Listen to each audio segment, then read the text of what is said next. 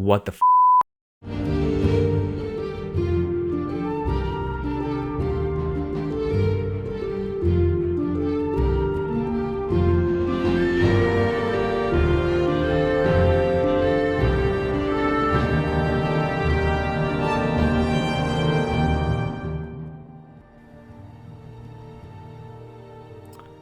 I'm gonna do something out of the ordinary. I'm making a spur-of-the-moment video here. I feel like there's some information that anyone who is interested in the Elder Scrolls Online absolutely needs to know. There's a battle going on right now. A battle for ESO. Its very soul is at stake. It's a battle between consumer and producer. It's a battle between developers and the companies that they work for. And it's something that people need to be informed about, because if they're not, this could turn out very, very poorly for every gamer who's interested not only in the Elder Scrolls Online, but for MMOs in the decades to come, gaming in general in the decades to come. Now, before I go off on my rants, because I'm getting pretty wound up right now, I'm going to tell you a little story, a little anecdote. Now, this is a story you've probably already heard. It's been told time and time again. But I want you to take this story and kind of log it away in your brain and remember it. All right? This is the story about the frog boiling in water. It's one of my favorites because I think it illustrates what it tries to do very, very well. Now, the story goes, if you drop a frog in boiling water, it immediately jumps out. All right? This was an experiment that was done. However, if you put a frog in a pot at room temperature and then bring that water to a boil very, very slowly, the frog won't jump out. He'll stay there, and he'll stay there until the water boils and the frog dies. Now, this is a weird experiment and probably something that I won't be testing anytime soon because it sounds pretty damn cruel. But it's a metaphor. It's a metaphor that illustrates how people can sometimes deal with a situation that is slowly deteriorating. When we're confronted with an abrupt negative change, when the water is immediately at a boil and you drop the frog in it, we'll get the hell out of Dodge. We'll get out of there, just like the frog jumped out of the boiling water. But if we're slowly introduced to negative things over time, we'll stay there, and we'll stay there, and we'll stay there until we die, apparently. That's the metaphor anyway. Now remember that story. Log it away in your brain, mull it over while I go on in rants, because I think it makes sense to what we're talking about here. Now, for those of you who don't know, the big piece of news that's out there right now and what has the internet up in an outroar is the whole pre-orders have been announced for the Elder Scrolls Online, along with the Collector's Edition. It's a big piece of news. You can go out there and buy the Elder Scrolls Online now. And you can also look at the Collector's Edition, which I planned on buying from the start. You don't do a podcast or do as much ESO coverage as we have without planning on getting the Collector's Edition. Well, we're going to go over this step by step, really dig into it, analyze it, and see what the core of the problem is here and why people are upset and why, yeah, they have a right to be. So let's start from the beginning. I'm here on the Elder Scrolls Online website, here at the digital Imperial edition of the game. Okay, here it is. It says, return to Tamriel in the Elder Scrolls Online, the latest chapter of the award-winning series, and bring the legendary experience online for the first time. Explore the vast world with friends, or embark upon an epic adventure alone. The choices you will make will shape your destiny. The Elder Scrolls Online. Adventure in Tamriel with your friends and guildmates for the first time ever. Play the way you like. Develop your own style with deep character customization and abilities. Massive PvP battles. Fight for your alliance against enemy armies of hundreds across the battlefields of Cyrodiil. Save Tamriel.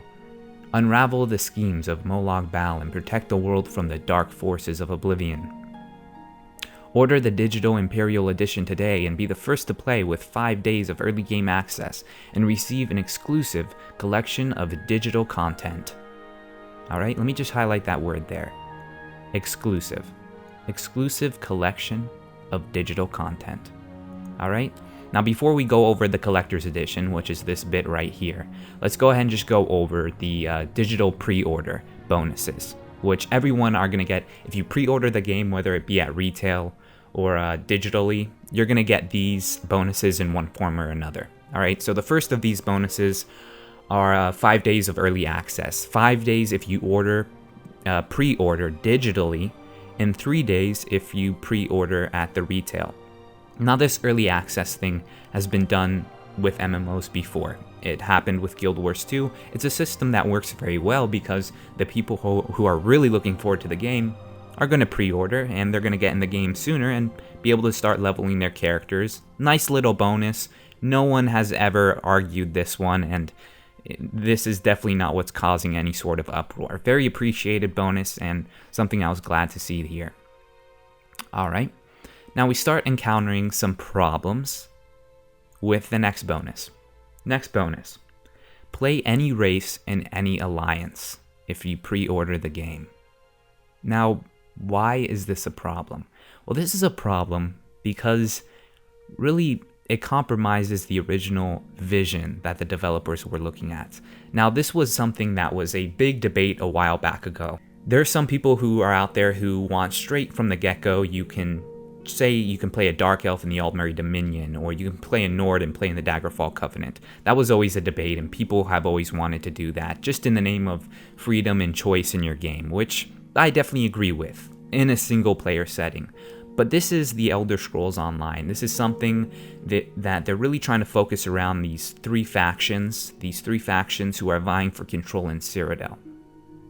Now, the whole reason we didn't want to have all the races be able to play any alliance is because just imagine like thousands and thousands, hundreds, whatever, of Nords, because that's what it's going to be. I mean, there's going to be hundreds of thousands of people pre-ordering the Elder Scrolls Online. I mean, that's happening right now. As we speak, people are pre-ordering the Elder Scrolls Online. Now, what are you going to get? Are we going to have an army of Nords fighting in the Aldmeri Dominion? What does that do to faction pride? I mean, what did we have right before this was ever announced, which was very cool? We had, the Nords are in the Ebonheart Pact, and they're like, screw you elves in the Aldmeri Dominion, and the Aldmeri Dominion was like, you younger races, screw all you guys. There was this sense of faction pride going on, something very, very cool, something that a lot of MMOs have done very well with, particularly World of Warcraft has done very well with the whole faction gameplay. You have the Horde and the Alliance, and there's a sense of pride there. There's a sense of belonging. Now, that sort of pride is hard to maintain when any race can join any faction. And it's because there's no sense of self-identity in that. You can be a Nord and you can fight for the elves, and you can be an elf and go fight for the Ebonheart Pact and the Nords. It makes me beg the question, because the developers were sold on this idea when we were reading articles about why they wanted to lock races to their specific factions. The developers were sold on this idea that they want you to represent your faction as your race and have this sense of faction pride. This was something that they were aiming for. And it makes me beg the question, well, if they were aiming for that, and now suddenly they have this pre-order bonus that opens it up to everyone, is it because this is just what it is, a marketing ploy? It's something to get more people to pre-order the game because they know people want to play a lot races on different alliances? Anyway, just hold on to that thought and we'll continue. The next bonus you get for pre-ordering the game is a little vanity pet, I don't know what that looks like. He looks like he'd be wandering around in the Black Marsh or something like that. But cool little vanity item. You know, mini pets have always been pre-order bonuses in MMOs since MMOs have been a thing. So another one of those things, just like the early access, that were very expected and really nobody has any problem with. Now this last thing. Treasure maps. Bonus treasure maps are going to be included in your pre-order bonuses. Now, this treasure map thing says under it, when you scroll over it, it says, your bundle of bonus treasure maps will lead you to hidden chests full of loot. Now, the thing about this, and I wasn't, at first this seemed very, very okay with me. And the reason it did is because I was watching Force's video on Force Strategy Gaming, and he pointed out that bonus treasure maps aren't really a big deal, right? I mean, you can find any sort of online resource like a wiki out there or anything like that will point you to places and locations where chests will spawn and stuff like that. So having that is no problem. The way I understand it and what I have been reading up on the Elder Scrolls Online, these treasure maps are going to lead you to locations where only the loot is phased to you. So you won't be able to use online resources to find treasure chests with this loot. These maps are specific to your character. You'll go to these locations on this map and find a chest that normally would not be there if you didn't possess this map on your actual character himself.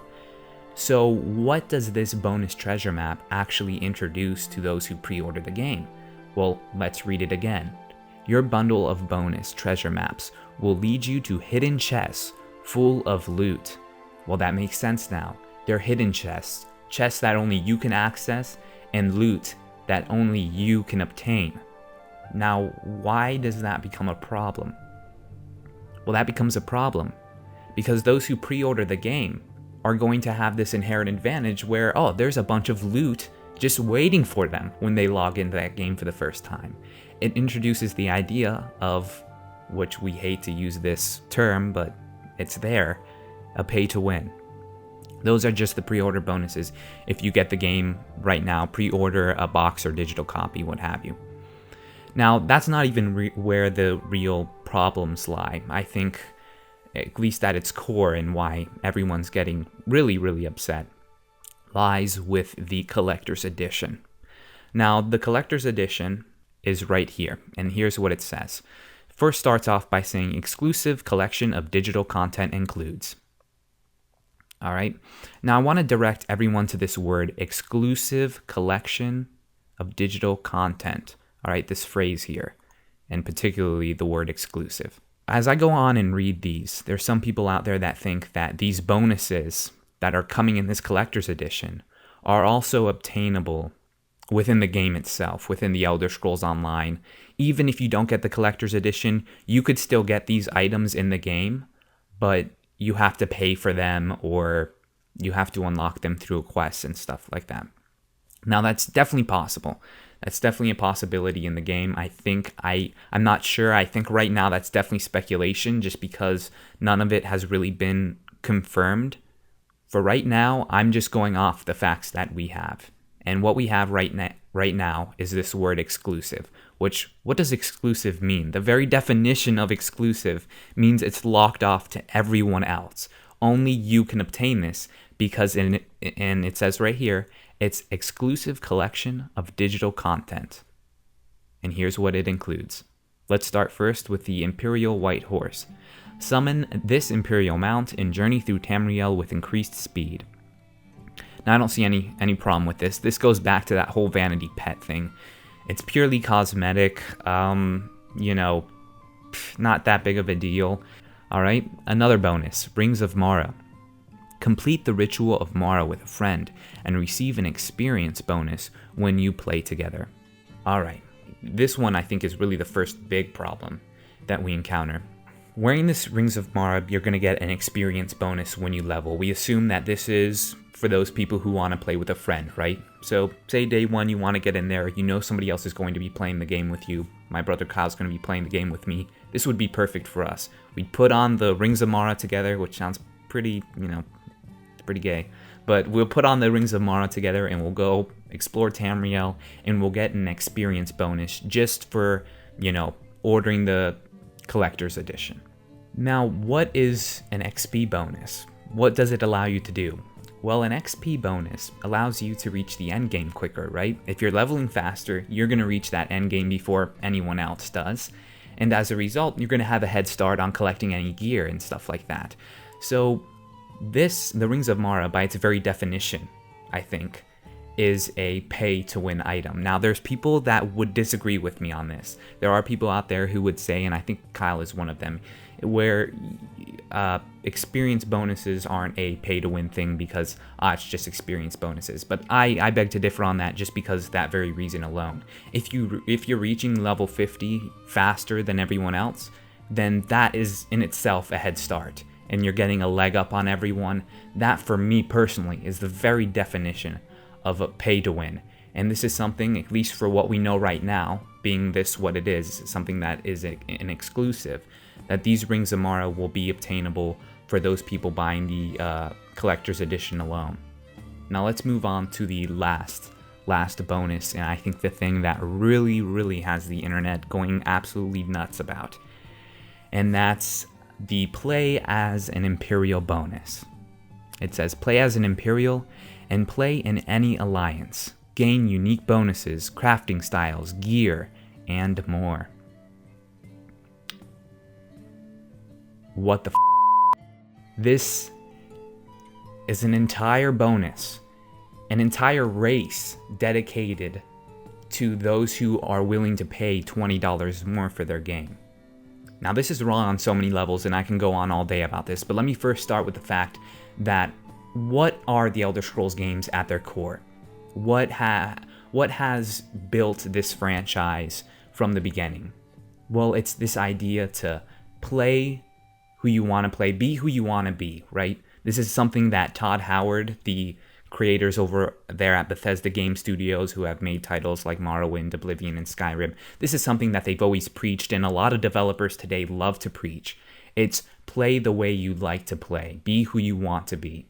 How can I play who I want to play and be who I want to be when a whole race is absolutely barred unless you're going to go through a pay gate and pay an extra $20 for a collector's edition? It's a very hypocritical move. It's a very cheap move, and it's just a grab for money, essentially, is what it boils down to. Because all I need to do is go on this very page where this piece of exclusive digital content is included. Let's just scroll back up to what this page said earlier. All right? Remember when they're bragging about Tamriel and how you can explore a vast world? Here's what it says. Explore the vast world with friends or embark upon an epic adventure alone. The choices you will make will shape your destiny. The choices I make when I'm actually playing the game, ZeniMax, or the choice I'm making when I'm going to buy my game, whether or not I'm buying a standard edition or a collector's edition. I think being able to choose what race you are when you start the game should be part of shaping your destiny. I think it's one of the biggest choices you make when you're first starting your character, obviously, is the race you're going to be. And then now let's just scroll down just a little bit down here to play the way you like. Here's that phrase again, that phrase that developers love to use, and something that the Elder Scrolls games have thrived off of. Play the way you like. Develop your own style. It says develop your own style with deep character customization and abilities. Deep character customization. Well, how deep does it really get? Well, it'll get deeper if ZeniMax is allowed to go deeper into your pockets and take out that extra $20 so that you can pay money to play as an Imperial. Now, I love the Imperials, and I have to say, this whole announcement with the Collector's Edition and everything doesn't really affect me much personally. Personally, I was going to get the Collector's Edition to begin with. And like I said before, that's just something I was going to get. So when I first heard about this piece of news, play as an Imperial, and that's exclusive to the Collector's Edition, I was like, oh, damn, that's awesome. I'm going to get an exclusive, and I'm going to get to play as an Imperial. I played as Imperial. The first test game I ever played was Oblivion, and I rolled as an Imperial, so the Imperials are very close to my heart. And the fact that I'll be able to play as an Imperial under the Aldmeri Dominion sounded very, very cool. But why lock that out to the other gamers? Why make that only for the Collector's Edition? Well, honestly, it just boils down to a money grab, right? ZeniMax Media Inc. wants people to buy this collector's edition, pan out that extra $20 to access the whole of their game. Now, normally, I wouldn't have that much of a problem with these sort of bonuses, this sort of grab for money, because as we know, MMOs, post-launch, they need a source of income. That's just a reality for any MMO out there. You need a source of income because you have to keep paying employees for content patches. You know, that's the unique thing about these games, and I think a lot of people don't understand who have maybe only played the Elder Scrolls games. But when it comes to MMOs, they really are the never-ending game, just because you have a team of developers constantly working on content for your game. We know the Elder Scrolls Online is going to release, and post-launch, we're going to get things like the Thieves Guild. We're going to get things like the Dark Brotherhood. Now, all that stuff obviously requires time for the developers. They still need to get paid. And so, yes, MMOs have ways of getting money, usually either cash shops or subscription fees, things like that. Now, the problem with ZeniMax, and the reason I'm so mad with the Elder Scrolls Online, and I think a lot of people are finally realizing, is the fact that they're not drawing the line with any one thing. And by that I mean, usually as an MMO, you choose to be something. You're a subscription MMO, all right? The Elder Scrolls Online several months ago announced that they were going to be a subscription MMO, and while a lot of people don't agree with that and didn't want this game to go subscription, the people who did appreciate that it was going to be a subscription paid game is the fact that when you get a subscription game, you usually don't have to deal with all these pay gates that come with free-to-play MMOs. For instance, Star Wars The Old Republic. Star Wars The Old Republic is a game that, in its current state, is a free-to-play MMO, but has a bunch of pay gates set up. Hell, there's even aspects of the UI. For instance, I can't even have a bunch of action bars unless I take out my wallet and pay. And The Lord of the Rings Online is another free-to-play MMO. And that game, you don't have to pay a subscription, but if you don't pay a subscription, you hit all these pay gates along the way. You can level in a starting zone in the Shire, for instance, but the moment you want to get out of the Shire and leave to another zone, it asks for you to take out your wallet. And then once you pay money to level in that zone, you move on to the next zone, maybe Bree, and you have to pull out your wallet again and pay for that content there. All right. The great thing about a subscription fee, and why a lot of people were on board with the whole subscription fee idea, is that you don't have to constantly be freaking nickel and dime the whole game. You're paying that $15 a month so that the developers are working on contents. They're working on stuff that you have access to. It's all inclusive. You pay for the box, you pay your subscription fee, and it's all there for you. And so what are we doing right now? We're slowly boiling the frog is what we're doing, right? We have the subscription fee. We have a cash shop. All right. What's next? Well, what's next? Now these pre-order bonuses, particularly the collector's edition, that bars out an entire race. A race that has been an important part of the series. A whole race that cannot be played unless you take out another $20. Another pay gate. What is it? It's the pay gate to buy the game. It's the pay gate for the subscription fee. It's the pay gate for the cash shop and any item coming out of that cash shop with a pay gate. It's the pay gate of a whole race, a whole in-game race that people have loved playing. I loved playing my first test game as an Imperial. Another pay gate. It's boiling the frog slowly. That's exactly what is happening, and it's happening before this game even launches. That's the thing that really boggles my mind, is I've never seen, and I can tell you I've followed MMOs. I've been playing MMOs since RuneScape, guys. I've been playing MMOs since RuneScape. I've played World of Warcraft. I've played the Guild Wars games, Guild Wars Factions, all those expansions.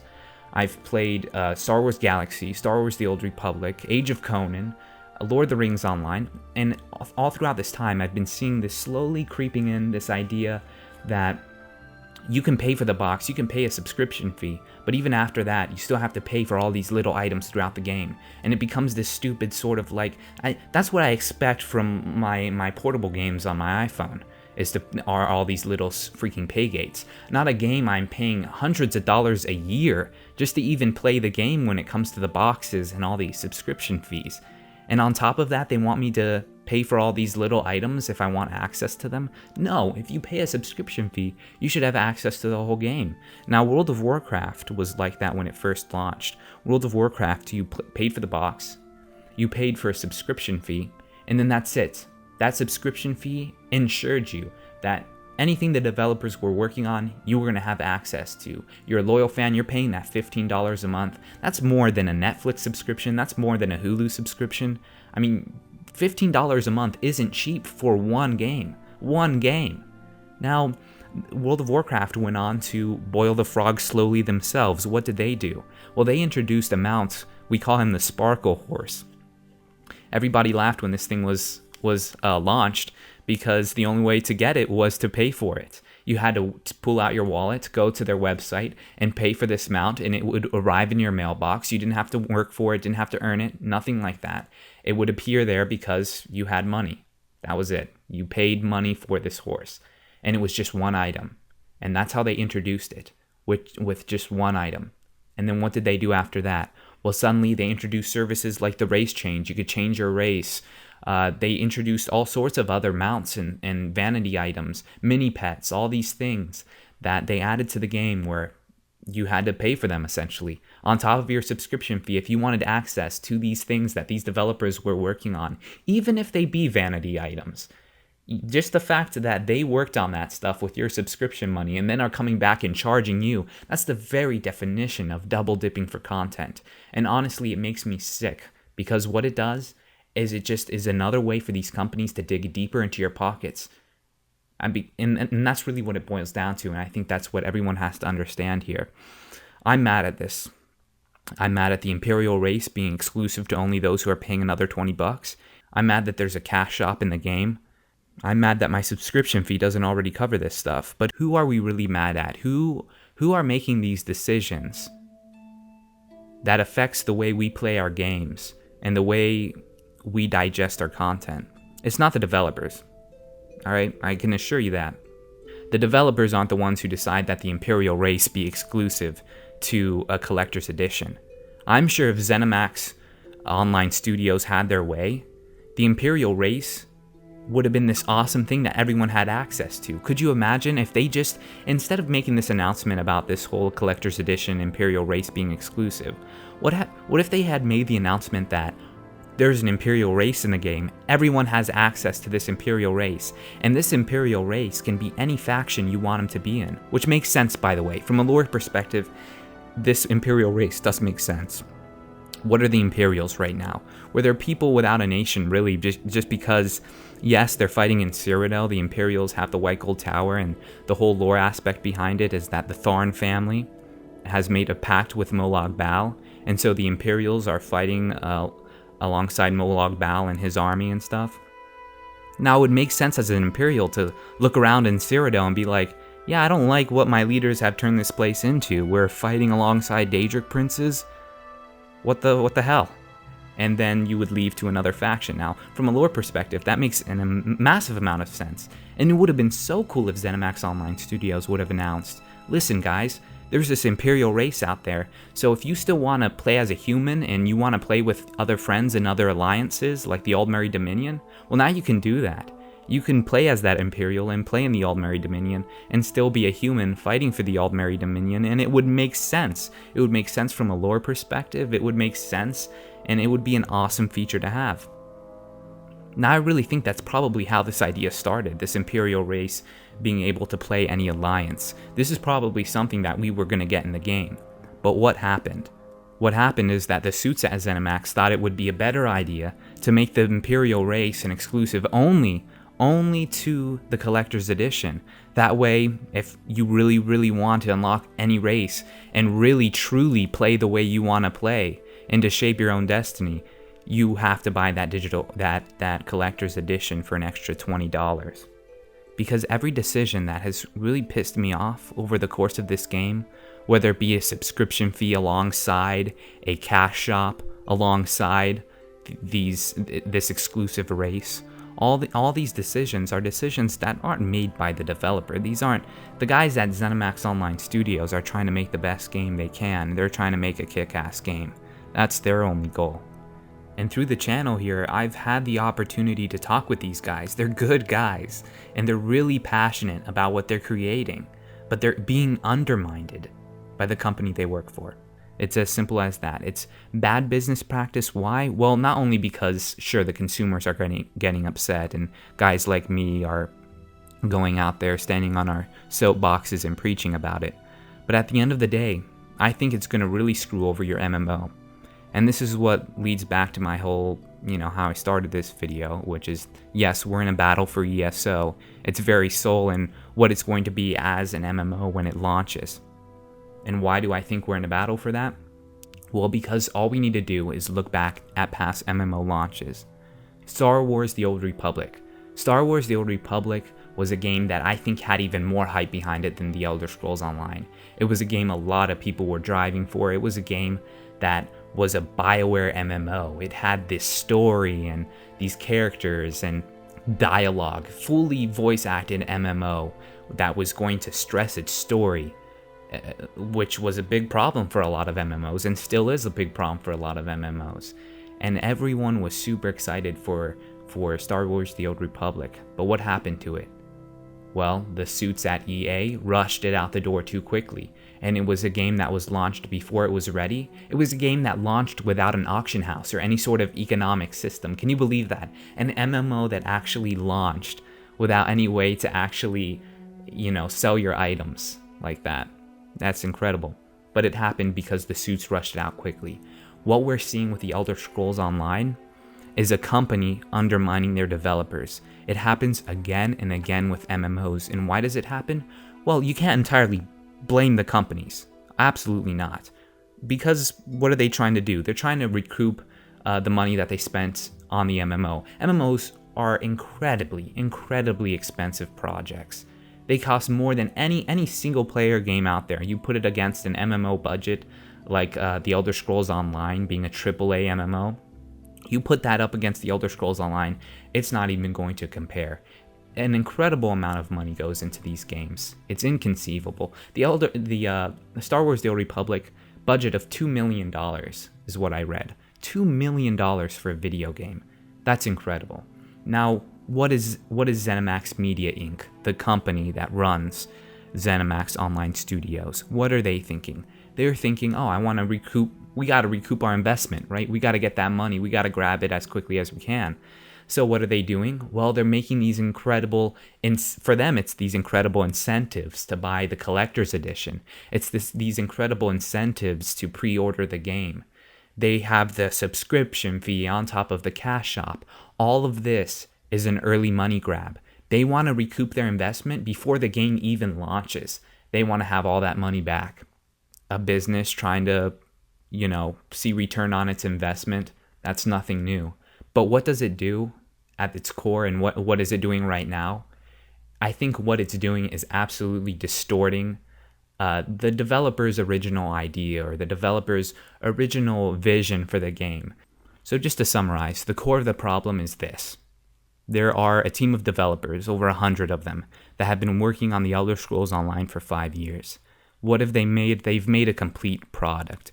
An Elder Scrolls game that is probably going to live up to its name.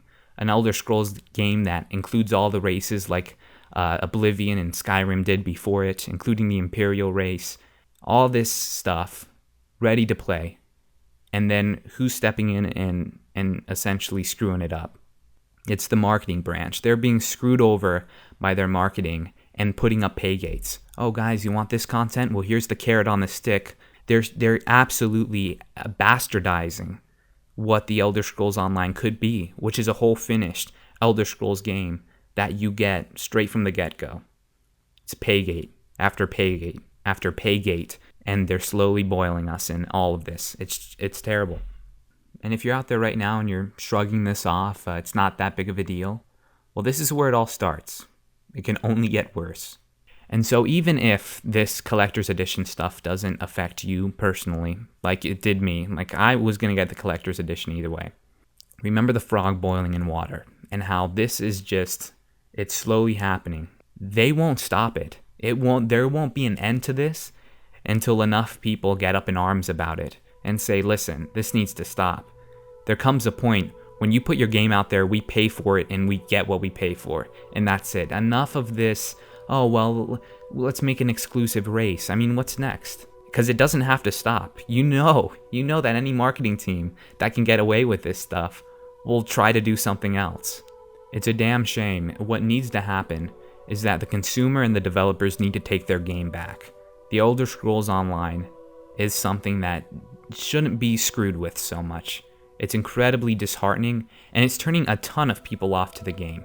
And that's what pisses me off the most. When this game was first announced, I wasn't particularly enthused with it at all until I did my research. I got hyped about it, told my friends about it. I have 5 friends in real life that were all on board with the Elder Scrolls Online and ready to play this game. And what has happened over time? Well, the subscription was announced. 2 of my friends no longer wanted to play it, but that was fine with me. I'm like, okay, at least with a subscription, we'll be able to get everything and I still have friends to play with. We'll be okay. And then what was announced next? The cash shop. I lost another friend. They said, that's bullcrap. They're double dipping, and I agreed with that friend, but I still wanted to play. And then what's happening next? Now we have a whole race, a whole set of customization options that people will never see unless they pay extra money for it. Essentially a day 1 DLC. Same principle, same marketing strategy. At least that's how it is in its current state. Those friends of mine that have left and no longer have interest, I can't blame them. They're being nickeled and dimed to death before they even had the chance to play this game. It's an incredible turnoff. And so what I would say to the marketing department over there at ZeniMax is that you're losing people left and right. Sure, you're going to be able to grab a couple extra dollars, but what about all those people you've lost because of the money grubbing, essentially? It needs to end before it's allowed to continue anymore. I guess a good way to sum this up would be to refer to the whole ESRB thing, right? So the ESRB came with an M rating for the Elder Scrolls Online. And ZeniMax came back on their Facebook page, and they said that even though they were shooting for that teen rating, they were going to keep that M rating, and they weren't going to fight it. And the reason why they weren't going to challenge the rating, and I quote, is that they said this: "We are unwilling to change the game's content to achieve a different rating." Everybody patted them on the back for that. ZeniMax Online Studios weren't willing to compromise their vision to achieve that teen rating. Now I ask them again, will they not compromise their vision just to get their hands deeper in our pockets? Now, like I said, the original plan for me was to buy the collector's edition, and I was going to buy it just for the bonuses alone. You know, you knew you were going to get some sort of art book with it. There's a awesome statue of Molag Bal in it that I would have loved, but I'm not going to get it anymore. As a consumer, there's only one thing we can do at the end of the day, and that's vote with our dollar, right? Because the suits at ZeniMax, that's who they're listening to, are the consumers. And I could talk a big talk, but if I end up buying the collector's edition anyway, I'm voting with my dollar and saying basically it's all right. So I'm not gonna get the collector's edition, and I advise anyone out there who thinks this is bullcrap, basically, and that this is a trend that shouldn't be allowed to continue, I advise you not to get the collector's edition. Now, I'm still going to get the pre-order, don't get me wrong. I'm still very, very excited for this game. But yeah, they lost a sale on me when it came to the collector's edition. And it really sucks because I really love the Imperials. But it comes down to a moral thing and, more importantly, how our games are going to be shaped in the future. And this is not how I want the Elder Scrolls Online to turn out. And then yes, go out there on the internet and let ZeniMax know what you think. Just remember where your anger is directed at. It's not at ZeniMax Online Studios, the developer. It's the people making the marketing decisions. Absolutely. Now, what I'm not recommending anybody do is start a flame war where we're out to hate ZeniMax or anything like that. Just leave your mature, constructive feedback and let them know your concerns as a mature gamer buying this rated M mature game. And they'll listen. ZeniMax has had a track record of listening to fan feedback.